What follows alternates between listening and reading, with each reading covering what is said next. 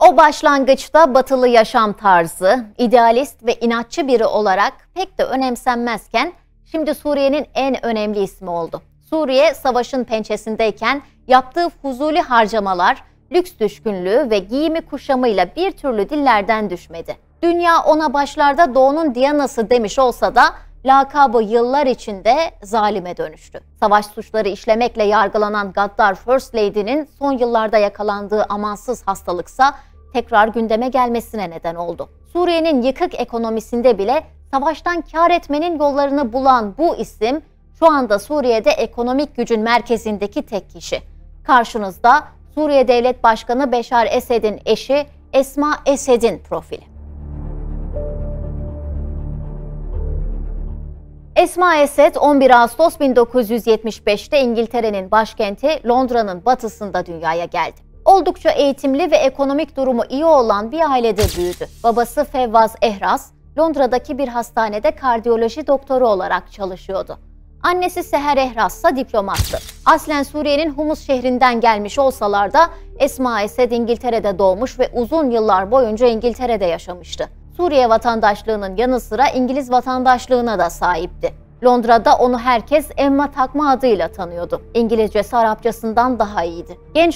Bu genç kadın o kadar hırslıydı ki bu hırs en yakınındaki isimleri bile korkutmaya yetiyordu. Aynı zamanda dış görünüşüyle de dikkatleri çekmeyi başarıyordu. Ona bakanlar asla sıradan birini görmüyordu. Çok da zekiydi. İyi bir eğitim aldı. Üniversiteyi İngiltere'nin en eski ve en prestijli okulu olan King's College'de okudu. 1996'da King's College'den başarılı bir şekilde mezun olarak bankacılık kariyerine ilk adımlarını atmayı başladı. Deutsche Bank'ta fon yönetimi yapıyordu. Özellikle Avrupa ve Doğu Asyalı müşterilerle çalışıyordu. Burada 2 yıl çalıştıktan sonra JP Morgan'da yatırım bankacılığı alanında çalışmaya başladı. İlerleyen yıllarda Londra'da Suriye Devlet Başkanı Beşar Esed'le tanıştı. Bankacılık kariyerinde ivme kazanırken 2000 yılının Aralık ayında hayatının kırılma noktalarından birini yaşayarak gizli bir düğünle Beşar Esed'le evlendi.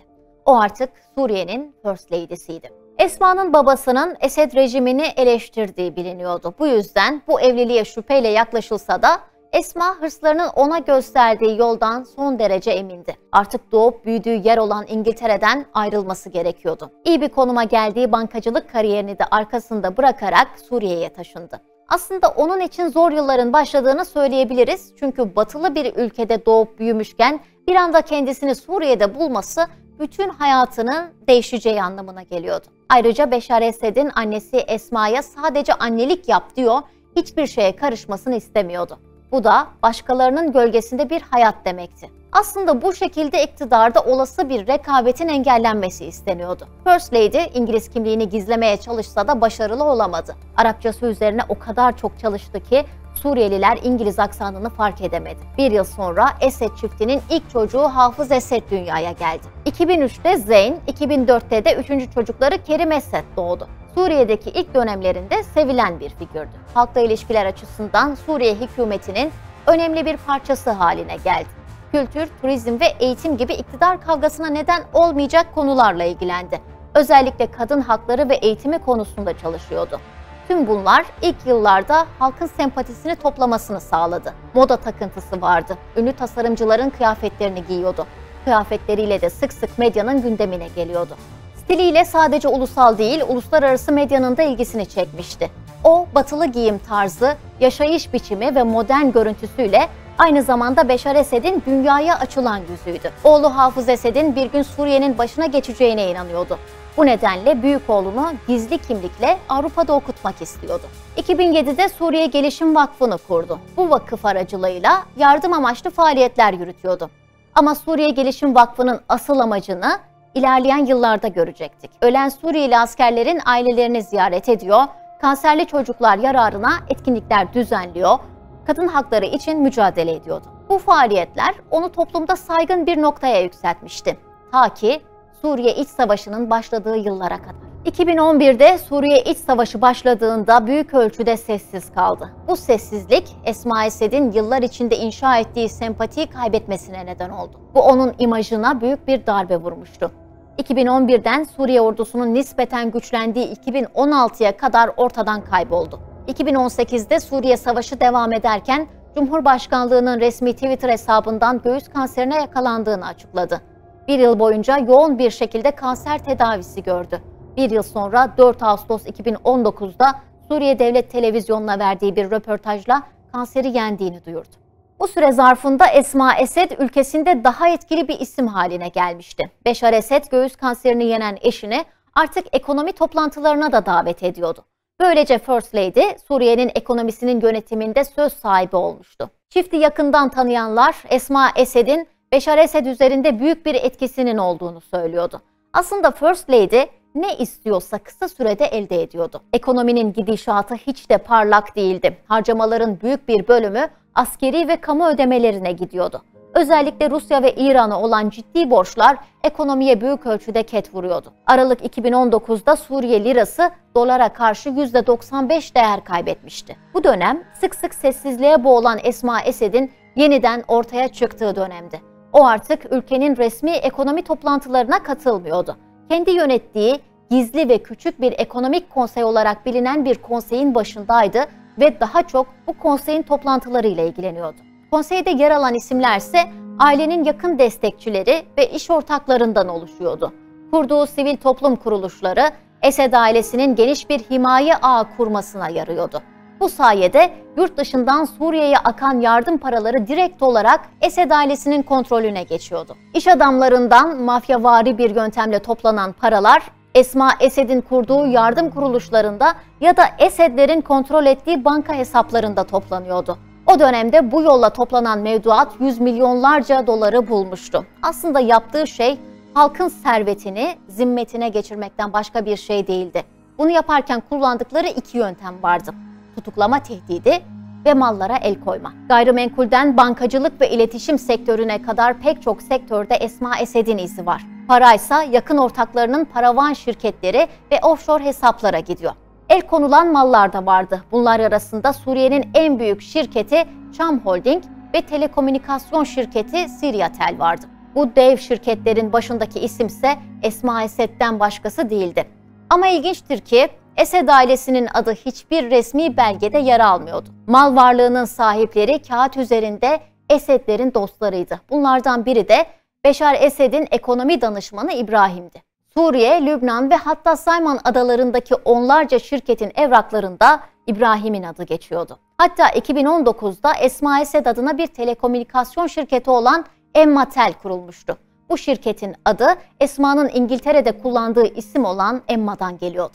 Esed çiftine akan para yalnızca buradan gelmiyordu. Başka yasa dışı gelir kaynakları da vardı. Esedler petrol, silah, alkol ve hatta uyuşturucu kaçakçılığıyla ayakta kaldı. Aslında bu Esma Esed için savaştan kâr etmenin yoluydu. Ama Esed ailesi yüzünden milyonlarca kişi ölürken, hayatlar kararırken onlar lüksü ve parayı düşünüyordu. Esma, savaşın karanlık yüzünden çok uzak konularla gündeme gelmeye devam ediyordu. Savaş devam ederken Prag'dan 270 bin sterlin değerinde avizeler ve servet değerinde mücevherler aldığı ortaya çıktı. Ülkesinde açlıktan ölenler varken Esma Esed'in kolunda zayıflamaya yarayan ithal bir bilezik olması da uzun süre konuşulmuştu. Ülkesinin yemeklerini bile yemiyordu. Sürekli Batı mutfağından yemek siparişleri veriyor, çocuklarının da Suriye mutfağından yemek yemesini istemiyordu. Geceleri ise bombaya dayanıklı olan sığınaklarda geçiriyordu. Nereye giderse gitsin yanında 3 cumhuriyet muhafızı taşıyor, Suriye ile ilgili haberler görmek moralini bozduğu için herhangi bir haber görmesi engelleniyordu. Ailesinin uzun yıllar boyunca babadan oğula ülkeyi yöneteceğine inanıyordu. Tek düşüncesi ise servetini artırmaktı. Ailenin servetini artırmak ve bu serveti elinde tutmak en büyük uğraşıydı. Bir diğer önemsediği şey de şık görünmekti. Yavaş yavaş Suriye'nin yönetiminde en etkin isimlerden biri haline gelmişti. Hatta Suriyeli bir iş adamı şöyle diyordu: "Şimdi bütün Suriye Esma'nın oldu." 2011 yılında Vogue dergisine bir röportaj verdi. Bu röportajda Esma için çölün gülü, göz kamaştırıcı, genç ve çok şık deniyordu. Ama aslına bakıldığında bu röportaj bir reklamdan başka bir şey değildi. Röportajı Esma istemişti. Böylece hem daha prestijli olacak, gündemde olacak ve eşi Beşar Esed'in sert adımlarını yumuşatarak Esed rejimini daha sempatik gösterecekti. Ama uzun vadede beklediği etkiyi alamadı çünkü bu reklam çalışmaları Esed ailesinin yaptığı acımasızlıkları örtmeye yetmedi. Ardından Vogue'un Esma Esed'e yer verdiği röportaj internet sitesinden kaldırıldı. Nedenini sormak için Vogue yetkilileriyle görüşülmeye çalışılsa da bir cevap alınamadı. Suriye Savaşı'nda yaşananlar Esed ailesine yaptırımları da beraberinde getirdi. Bu yaptırımlardan Esma Esed de payını aldı. 23 Mart 2012'de aslında bir Avrupa vatandaşı olan Esma Esed'e Avrupa Birliği'ne üye ülkelere girme yasağı getirildi. İngiliz vatandaşlığının iptali istendi. Bunun yanında bu ülkedeki tüm mal varlığı da donduruldu. 10 yılı aşkın bir süredir Suriye'de devam eden savaşta Esed rejimi yüz binlerce sivili öldürmüştü. Gözaltıların büyük bir kısmı da keyfiydi. Tutuklananların başına gelenlerse ortadaydı. Pek çoğuna işkence ediliyor, bu işkencelere dayanamayanlar hayatını kaybediyordu. Sivillere karşı işlenen savaş suçlarını teşvik eden kişiler arasında Beşar Esed'in eşi Esma Esed de vardı.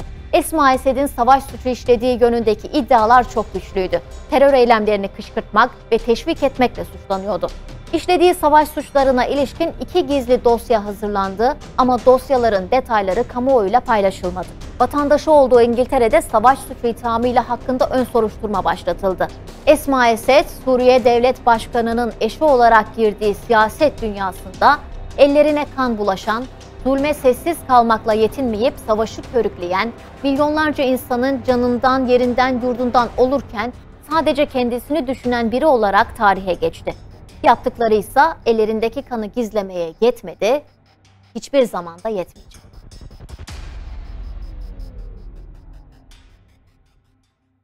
Ölen Suriyeli askerlerin ailelerini ziyaret ediyor, kanserli çocuklar yararına etkinlikler düzenliyor, kadın hakları için mücadele ediyordu. Bu faaliyetler onu toplumda saygın bir noktaya yükseltmişti. Ta ki Suriye İç Savaşı'nın başladığı yıllara kadar.